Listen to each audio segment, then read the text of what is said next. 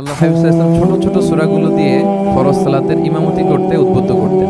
আল্লাহ হাবিব সাল্লাল্লাহু আলাইহি ওয়াসাল্লাম বিভিন্ন হাদিসে বলেছেন যে তোমরা যখন ইমামতি করবে তখন তোমার পেছনে যারা আছে তাদের দিকেও খেয়াল রাখবে। রাসূল সাল্লাল্লাহু আলাইহি ওয়াসাল্লাম অত্যন্ত বিবেকবোধ সম্পন্ন একজন ব্যক্তিত্ব ছিলেন। তিনি খেয়াল রাখতেন, যেটাকে আমরা কনসিডারেট বলি। আল্লাহ হাবিব সাল্লাল্লাহু আলাইহি ওয়াসাল্লাম খুব কনসিডারেট ছিলেন, কার কোথায় কি সমস্যা এটা খুব খেয়াল করতেন। And he was a man of six senses. আমরা সিক্স সেন্সের কথা বলি, আমাদের অধিকাংশেরই চারটা সেন্স একসাথে কাজ করে, কারো পাঁচটা ছয়টা সেন্স কাজ করে, এরকম মানুষ পাওয়া দুষ্কর। আল্লাহ হাবিব সাল্লাল্লাহু আলাইহি ওয়াসাল্লাম অত্যন্ত বিবেকবোধ সম্পন্ন একজন লোক ছিলেন। একবার তিনি সালাত খুব সংক্ষিপ্ত করলেন, তো সাহাবারা জিজ্ঞেস করলেন, ইয়া রাসূলুল্লাহ এত সংক্ষিপ্ত কেন করলেন সালাত? তখন আল্লাহ হাবিব সাল্লাল্লাহু আলাইহি ওয়াসাল্লাম বললেন যে পেছনে বোনদের নামাজের সেকশনে ওখান থেকে একটা ছোট্ট বাচ্চার কান্নার আওয়াজ আমি শুনছিলাম। আমার মনে হচ্ছিল বাচ্চাটাকে সামলাতে মাটার খুব কষ্ট হচ্ছে, এই জন্য আমি সালাতটা সংক্ষিপ্ত করে দিয়েছি। কতটা কনসিডারেট ছিলেন। একবার আবার আল্লাহ হাবিব সাল্লাল্লাহু আলাইহি ওয়াসাল্লাম মাগরিবের সালাত কিংবা এশার সালাতের কোনো এক সেজদা অনেক লম্বা করে দিলেন। তখন সাহাবারা আবার প্রশ্ন করলেন, ইয়া রাসূলুল্লাহ সাল্লাল্লাহু আলাইহি ওয়াসাল্লাম এত লম্বা দীর্ঘ সেজদা করতে তো ফরজ সালাতে আমরা কখনো দেখি না, কেন করলেন? অসুস্থ হলেন নাকি আমাদের মাঝখানে, অথবা ওহী নাজিল হচ্ছিল নাকি, এরকম কিছু ঘটলো নাকি? তো আল্লাহর হাবিব সাল্লাল্লাহু আলাইহি ওয়াসাল্লাম বললেন যে না,